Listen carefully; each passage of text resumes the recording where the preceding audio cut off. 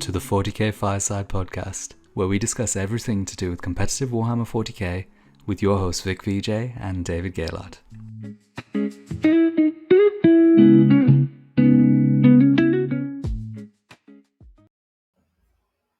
Hello everyone, welcome back to 40K Fireside. This is your host Vik with you today, and today I have a special treat for all the Aeldari players out there, well, all the 40K players, because I have been producing so much content for the members only side of 40K Fireside, which is something that's grown so much.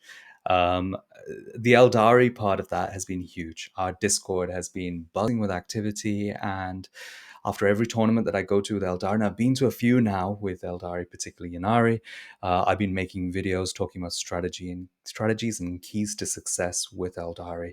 So this one is for everyone who supports us.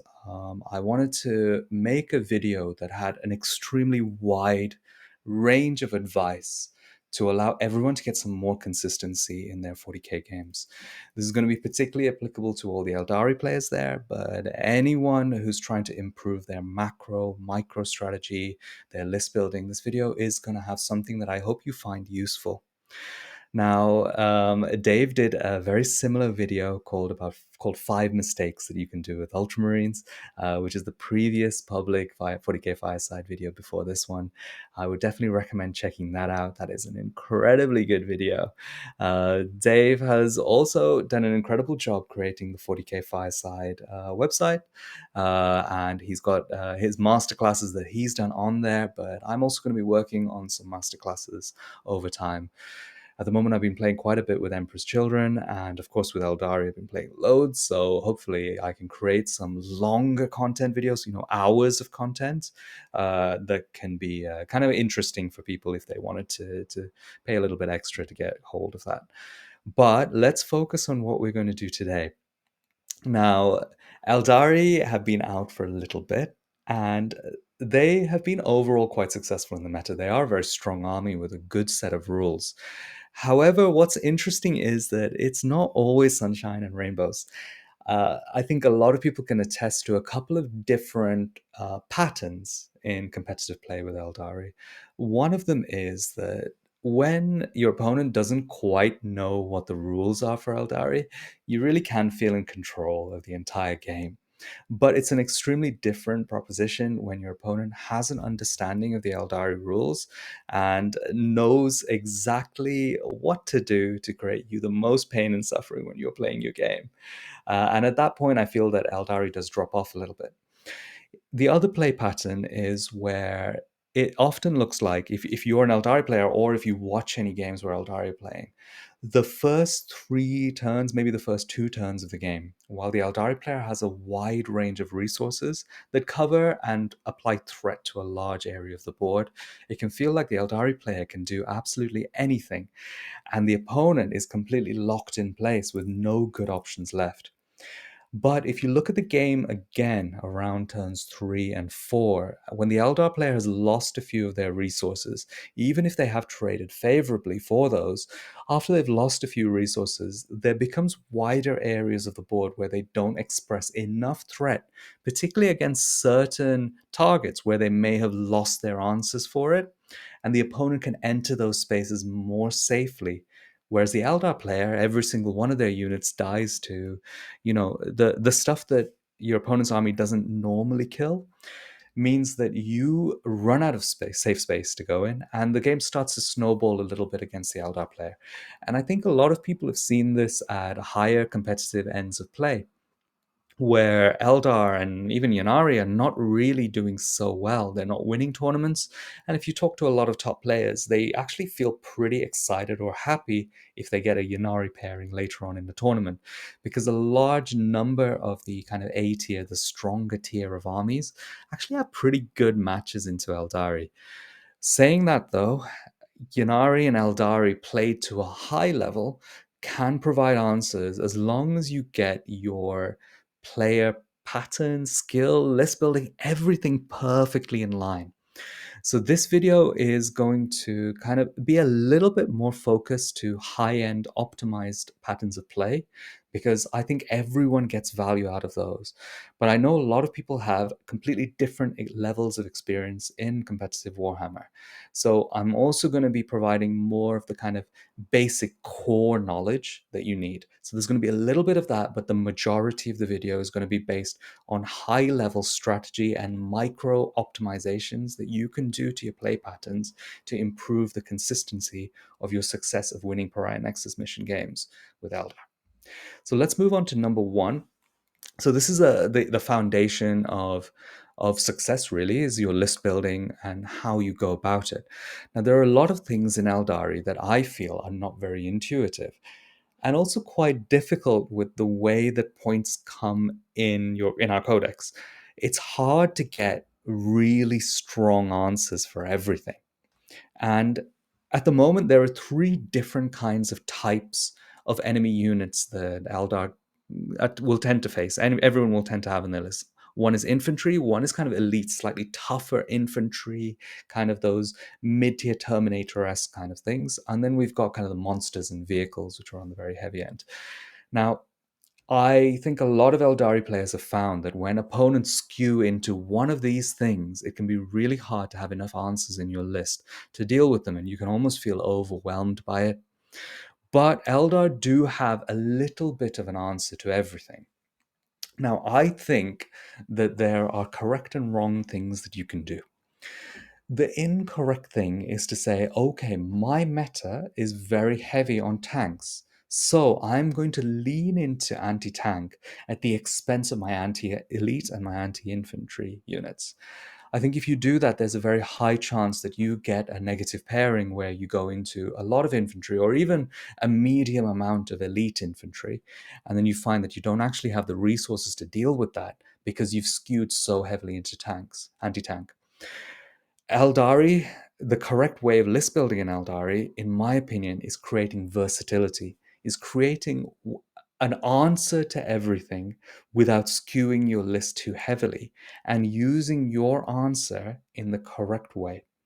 Now, that immediately means that any kind of strategy we have in our Eldari lists are going to be more about controlling the pace of the game and trying to play through the entire game and win on scoring rather than necessarily absolutely steamrolling the opponent. If you want to steamroll the opponent, you have to skew into anti infantry, anti elite, anti tank, and your opponent needs to have the list that you've skewed into.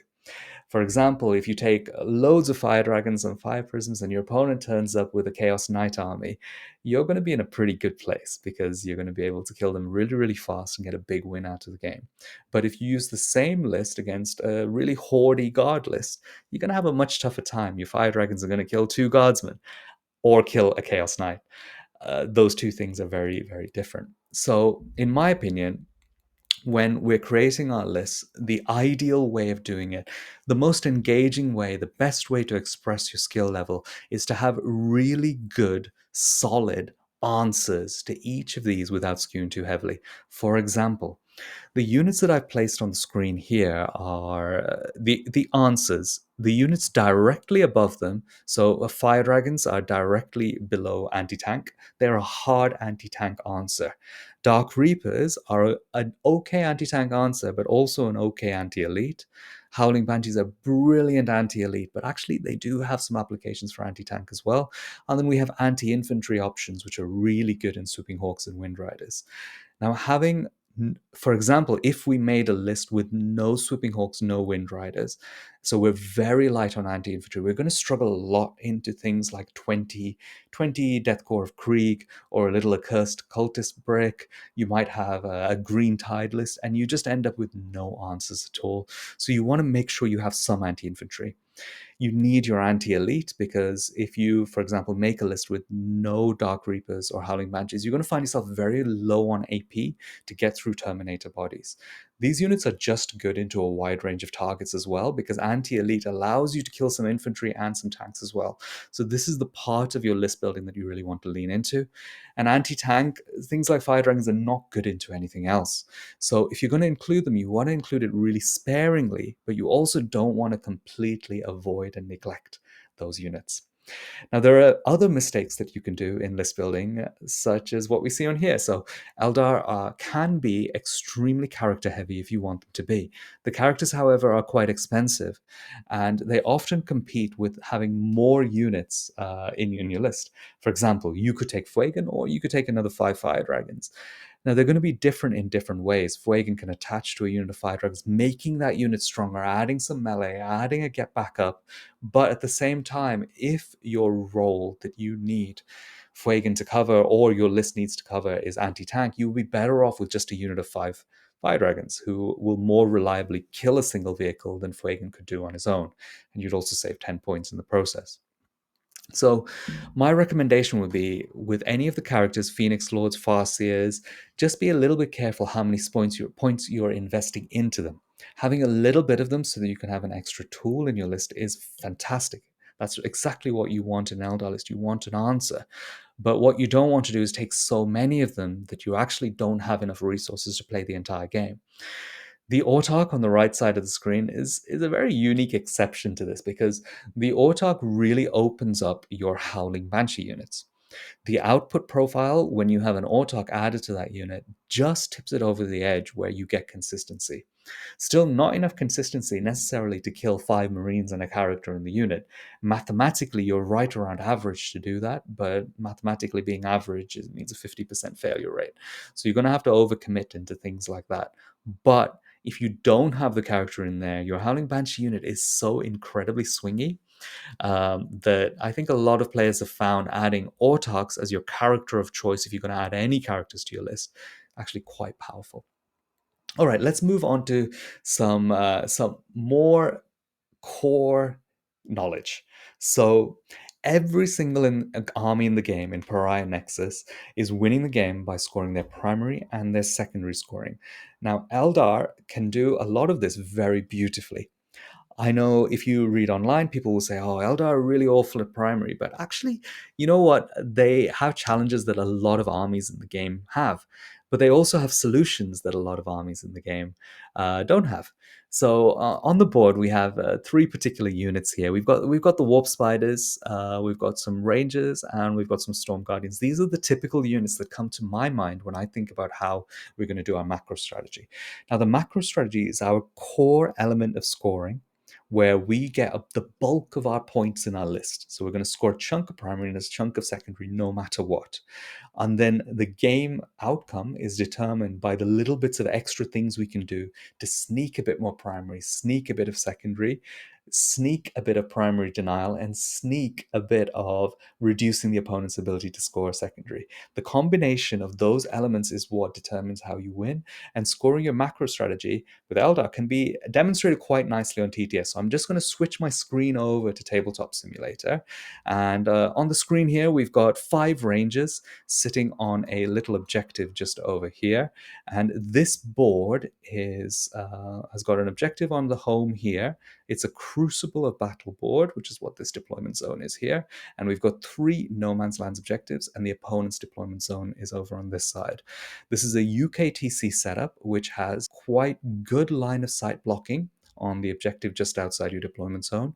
The middle objective is completely in the open, but with good staging terrain next to it. And then the area which you can stage into the middle is good, but it's not safe because there are firing lines into it from this angle. And also, if you stand inside of this area, there are firing lines into it.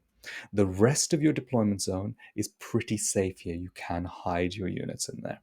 Now, if we're going to focus purely on our macro strategy, our baseline primary and secondary scoring, a good number of missions, particularly the competitive missions, tend to score you points for holding your home objective. So having 1 unit there is essential. Then we also score primary, usually for No Man's Lands objectives, and that's pretty much the case for every single mission.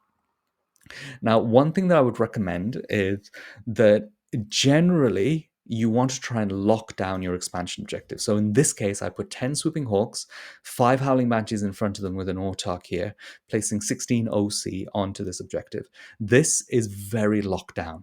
If you have this much OC in a position where your opponent is not able to easily shoot into the area, for example, 9 inches puts them over here with a firing line that does not see the swooping hawks.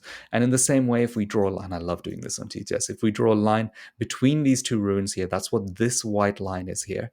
Any units that are behind this white line are not able to see into the swooping hawks. The very best line that you'd be able to get if you're behind this ruin is the line just down here. So even if your opponent's on that line trying to get their best angle inside, they're not able to see the swooping hawks here because everything is nudged out of the way of that line. So that's locked down your primary scoring here. Now, in terms of secondary scoring, we have the ability to place some ranges here. And I love doing this because you can place them 6 inches away from the center of the board. And that means that if your opponent scores area denial, they're going to struggle a little bit to score a maximum of area denial unless they deal with these ranges. You also want to try and set up and also, it's worth noting, you can do a lot of stuff onto the middle objective here. Cleanse, deploy, teleport homers. You can go for secure no man's land using that as well. So it's quite useful to have something that is in range of reaching the center objective. And Eldar are really good at doing that because ranges are amazing for 55 points. It's also worth checking on your terrain format if there are any areas where you can safely be outside your DZ, inside a terrain piece, which opens up recover assets and sabotage with a single unit. So I love having a unit of rangers just tucked into this space over here, where they have the versatility to do different things. Because in this position, they can go for containment over in this side, containment over on that objective, that side, recover assets, sabotage. They could also move onto this objective with +2 move and cleanse it if you need them to. And in the early game, if you didn't want to use a more expensive asset holding your primary objective down, you can use the ranges and stage with your other stuff. So this little triangle of power between, let's say, these 3 units of rangers, but this could easily be Storm Guardians, this could easily be something else, a unit of Corsairs or something moving into there. That little triangle is really powerful and worth considering. So in summary, you want something playing towards the middle, something on your home, and something on just outside your DZ in a safe spot. You want to try and lock down your primary objective. And this particular combination will give you the ability to score points consistently. We also have one magical unit in our list, which is the Warp Spiders. So Warp Spiders are phenomenal with their 24-inch move because they give us the ability to score secondaries while also move blocking the opponent and also putting output into their chaff units. So these are incredibly important units. And when I run them, I try and keep them split up in different spots. For example, if I had a third unit, I would probably put it over here rather than congesting one area of the board, just so I have the versatility to throw them away to do different things on the board. All right, that is scoring macro strategy. Let's move on to number 3. Now we're going on to the higher competitive levels of things. These are unintuitive things because the number one mistake you can do with Eldar is not maintain a slow tempo in the game and overcommit. Eldar are very, very poor at going and threat saturating the opponent. It can work if you have a skill advantage, you have a massive list advantage, you're playing against a much weaker faction. Maybe you could, no matter what you do, you're going to win the game.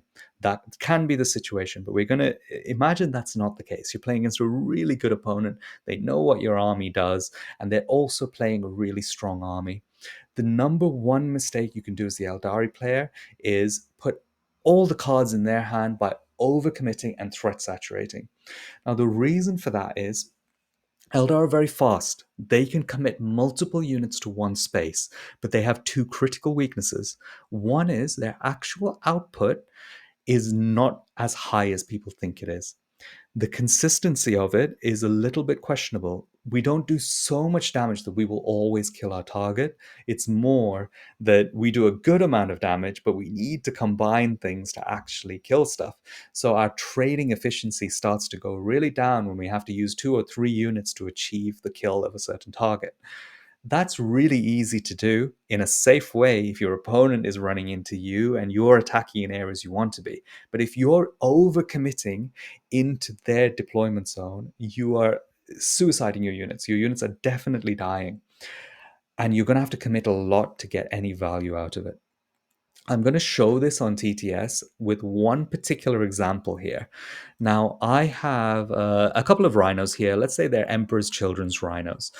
They're just tucked in behind these ruins here.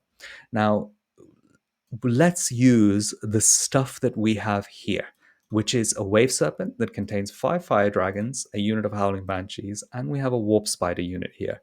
Now, these 4 units in the early game have some options that they can do. So let's say this is turn 2 or turn 1 in the game, and we have a wave serpent in a position like this over here. Now, this wave serpent could use star engines, get over to here, and put the fire dragons into this space. Star engines is the plus d6 plus 1 movement. So with a big chunky move, it can go through this ruin over into here, go right up against there, deposit some fire dragons to kill the contents of the rhino. You could also advance some Howling Banshees into this area and apply some threat to charge the stuff that comes out of this rhino. And you could also throw some Warp Spiders into this space to move block a little bit and also shoot at the stuff that comes out of the rhino. Now, in order to do that particular sequence of play, you have to use 4 units here. One of them has a character. These 2 units are over 100 points. The Wave Serpent is over 100 points, and the Warp Spider is 95 points. This is a quarter of your army going in and committing for this particular play. And the outcome of this play is that you're going to kill a rhino and maybe 1 unit that's inside of the rhino. And you're definitely trading down. You're going into the 200, 300 point mark of killing stuff, maybe. Because if your fire dragons fail to kill the rhino, it's already game over here because you've overcommitted. You've created a failure point where even if you're successful, you actually haven't gained much momentum in this game. The alternative path of play, if you have these 4 units, is that you do nothing with these 3 units. So you just express threat with those 3 units. So we keep the Wave Serpent over in this space, just doing things. And instead, your 5 Warp Spiders look at this space over here where your opponent has a rhino. And you make sure that you do this move in the absolute most optimized way, where you put 2 Warp Spiders over on this side, keep them 2 inches apart from each other, and you get equal OC to the rhino's OC2 with these 2 guys, and you do a little move block over in this space. And that particular sequence of play has gained you huge momentum, denied your opponent primary, and you've used minimal resources to achieve it. This is a slow, patient way of playing the early game. Now, what's interesting is that this advice flips over in the late game. In the late game, if you're in a situation like this, where you only have a couple of turns left to play, it is absolutely worth expending your resources because your opponent is not going to be able to get through your resources and then significantly affect the game. So, turns 1, 2, 3, you're looking for plays like this with Warp Spiders, where you primary deny your opponent and move block where possible.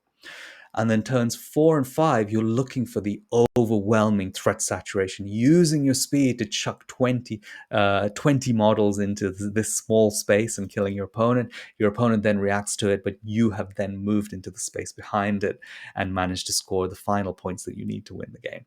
So the theory here is don't overcommit, but the key word I've missed in the title is don't overcommit early. You can commit late, but don't overcommit early, because any kind of excess commitment in the early game is an overcommitment, and it will punish the Eldar player. And this is why we see that pattern of play where Eldar players look like, oh, look, I'm doing all of this stuff, turn 1, 2, 3, turn 4 and 5. I have no army. How did I lose the game?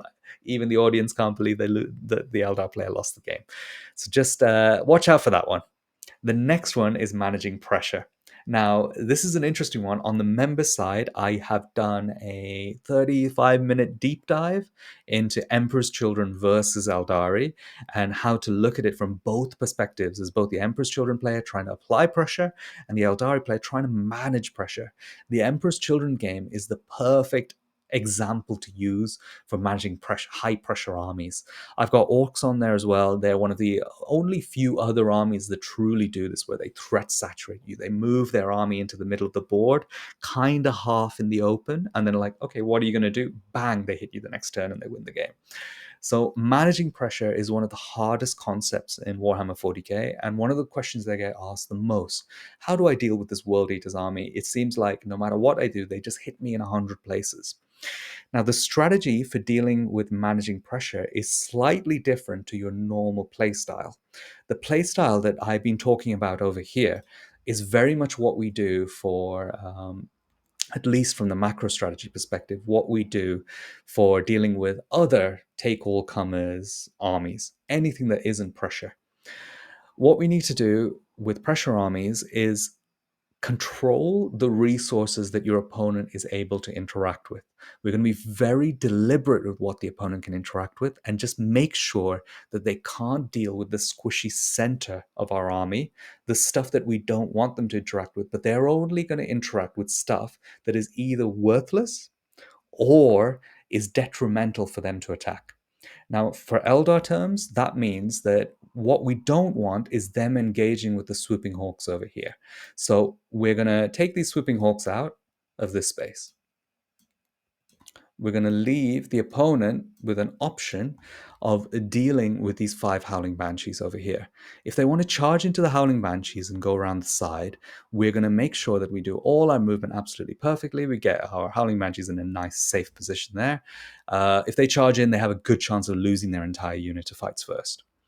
If they decide, okay, I can't run in and do what I want to do there, I'm going to put 6 OC on there with some Tormentors. Great. The opponent has now used this unit, not interacted with this unit, and they've denied your primary. This is the exact situation you're looking for as the Aeldari player, where your opponent is playing the game that you want to play, which is a slow trading game here. If they go in, place something there, they're trying to keep your primary down to buy themselves some time. You don't mind this because you end up picking up their resource in this position here. And then eventually, pressure armies do fall off once they lose a good amount of resources. You also want to make really good use of units like your Rangers. Rangers are only 55 points, and you want to use these guys as your front screen, and you want anything behind it to be far back enough that your opponent is not able to easily interact and tag with it, tag stuff. I would usually recommend your second line here is also stuff that you don't significantly care about. Against pressure armies, you are always looking to give them bad options in turn 1, 2, and 3, and then making sure that your really powerful assets are activating in turn 4 and 5 to counterpunch. You can usually eke out a small win in singles if you do that pretty consistently. The key is they cannot get in and hit something like your warp spiders and swooping hawks, which are kind of hidden and tucked away in certain places. That's when the game starts to spiral out of control. So leave more distance than you think you need between your front layer of screen and your juicy center part of your army. That's the fundamentals. There are other things that you can do when you're managing pressure. It's always useful in the mid portion of the game. So we're talking turn 3 or turn 2 to 4, where you do little move blocks like this and give your opponent a unit here. This means that you give yourself some space. So if you do something like this and you place units in the middle of the board, you know that the opponent can interact with one thing over here, but they can't actually then put loads of stuff in behind it. That massively reduces their ability to stage, and you can deal with the opponent in waves rather than one overwhelming tidal wave. Otherwise, managing pressure, that's an excellent way of kind of dealing with it. The next part, so number 5, is little micro strategy. So the title is Control the Game with Good Micro Strategy. We've got some fast moving Eldar there. We've got some stealthy Rangers. Let's look at the situation we've got in the corner now, where we've got the Tormentors on this objective. Now, Eldar are filled with tricks here. These particular situations are beautiful because this is the position where the opponent wants to primary deny you. You've got a nice little melee unit here. It's really easy for you to hit this melee unit over in this space, kill them, and then use our 6-inch consolidate to move closer to the objective after we've killed these guys, and tuck everything back in behind the ruin. Now, doing stuff like that means that you've killed an enemy unit, you've got your primary back, it's early game, so you don't mind it being a little bit slow on scoring, because all you're doing is trying to play for 5 turns of the game, and you've just saved your resource. Your resource isn't going to get shot.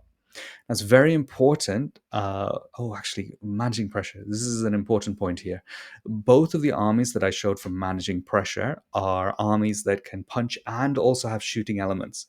Now, it's very important your deterrent units, so your units like Howling Banshees, are not able to be shot by the opponent's shooting units. You want them to deter melee but not be dealt with by their shooting.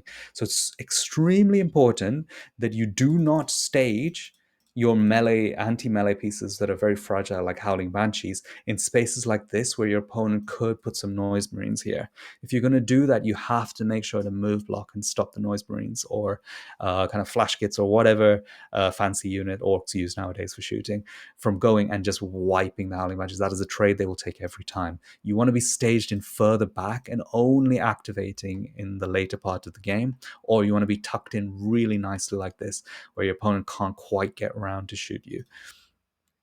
Going back to our micro strategy, in terms of little bits of positioning, there are a few examples I want to give here on really nice little bits of positioning you can do to get your micro correct. Now, with units like this, which are fights first units, one of the ways of dealing with them is to kind of tag two ends of the unit so that your really good stuff is not able to punch the enemy unit that's charged you. So you put, for example, a rhino into this side of the unit, and then if your unit is incorrectly stretched out really far, your opponent charges something else over here. So your really punchy stuff is punching into the rhino, and then these girls here are punching into the stuff that ideally these guys want to be punching into. And because it's stretched out over a long line, it's really hard to consolidate both ways because half your unit is closer to one model and half is to the other unit. So what I would always recommend with any of your melee units in Eldar is that you want them in base contact. And if you have a couple of models which hit much harder than anything else, you want them towards the center of the unit. So in this case, we've got the Autarch and the Howling Banshee Exarch in base contact in the middle, and then we're going to create a little pattern around them, which gets a bit of space in order for us to engage more effectively here. Now, this is a really nice way of playing this unit. Maybe a little further back if you don't mind an opponent coming into the space. Because pretty much wherever the opponent goes, they struggle to base contact the Autarch and the Howling Banshee Exarch. So they have the flexibility to move into base contact wherever they need to punch whichever side they need to. So this is a really nice formation for you to use for that purpose. Another unit which is really interesting is the Incubi Visarch Yvrain brick here. Now, inside of this brick, you have one model with 2 wounds, which is the Clavex. Now, Yvrain can bring models back, and what you'll often find is that the Clavex is a great unit, a great model to take your damage on, and then bring them back because he has 2 wounds. So if you're playing defensively in the early part of the game, I would recommend keeping the Clavex towards the back of the unit. And then as the game goes on, I would recommend if you're doing any kind of primary play with the Clavex or the Incubi unit, you want the Clavex towards the front of the unit. Now, when I say primary play, I mean little cheeky things like putting the Clavex over here, a couple of models inside here, and then stretching out from there and keeping everything else back here. If your opponent chooses to ignore this, fine, you get some primary over in this space. If your opponent chooses to go and engage with this space, you can take the Clavex as a casualty and maybe take these 2 as a casualty. And then when you bring them back, you can bring them back into that position, put them back onto the objective if they end up doing something else. If they don't put stuff on the objective and just shoot you, if you want to mitigate how much they can shoot you, you do that particular sequence of play and then jump straight back onto the objective. So this is a really nice play, but Clavex towards the front is what I'd recommend if you're doing primary play, and Clavex towards the back if you're doing any kind of staging or defensive play. Perfect. What I would also recommend with this Yvrain unit, which is going to fall into managing pressure and also overcommitting, is that this unit is much better staying and just hiding here and applying threat throughout the entire game. I would not activate this unit until turn 4 about 90% of the time. What you don't want to be doing is, okay, here we go. Turn 2, I'm going to send this in and kill this rhino. Turn 2, I'm going to send this in and kill the winged demon prince. You want to be having this as your massive deterrent to whatever the opponent does. They're going to need to commit 4 or 5 units to deal with this, both shooting, mortal wounds, everything to try and kill this, which slows down their game plan significantly because it's very hard to find an optimal way to do that, especially if you're doing lots of other stuff on the board. Now, I've got the Rangers in the middle who are going to talk a little bit more about micro strategy here because this is our most powerful micro strategy unit. a model like this in this space from a ranger unit is so tough to deal with, especially when you have a fight's first threat within 6 inches over in this space. The opponent has only bad choices here. If they decide to put one model on this objective, you have the option of reactive moving more models onto the objective to out OC them. If they put so many models that it's impossible for you to ever out OC them, you can just move straight back off the objective. If they try to move into this space and charge this ranger unit, you're entirely covering the objective with your reactive move. You are immediately going to fall into fight's first threat range over here. This is so powerful, and it's a great way of using 55 points. If the opponent decides in Ynnari to shoot this unit and try and kill it in a single activation, then you get the ability to lethal intent with something else in your list, and you can go sneak a bit of primary, which is your core way of trying to win games with Ynnari. So that is a bunch of MicroStrategy there. I really hope that that was very, very interesting for people. I'd love to hear comments. Now, all of the videos on the member side, I think I've done 3 or 4, including a couple of tournament reports, a 7-0, 5-0 with Eldar, and the 7-0, I played against a lot of really good players. So if you want to hear about that, how to deal with big stuff, I know the threat saturation, which is on the anti-tank, anti-monster side of things, while only having one unit of fire dragons. So all the other creative ways of dealing with that, then make sure you do join on the member side.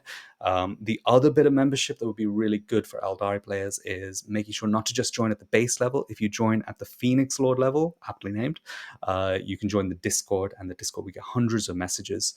There are a lot of really interesting discussions on Seer Council and Guardian Battle Host there. So if any of you want to see that discussion, see the list design there and the contributions from everyone, it's really interesting, as well as some games being played on the Discord as well, which is really cool with all of these Aeldari things, including Guardian Battle Host. So thank you to everyone who's already joined as a Discord member. You guys are epic. It is the best Eldar Discord community, in my opinion, on available. Thank you guys so much. Thank you everyone else for listening. Make sure to leave a like, comment, and do try and subscribe. We're really close to 5,000 subscribers on YouTube. And if you want more content like this, make sure you do leave that in the comments so that I know what you guys are looking for.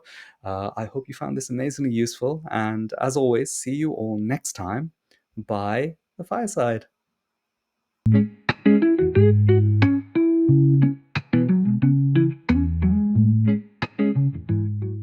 Thank you for listening to the 40K Fireside. Make sure to leave a like, subscribe, drop us a comment, check out the YouTube members area, and we look forward to seeing you again next time by the fireside.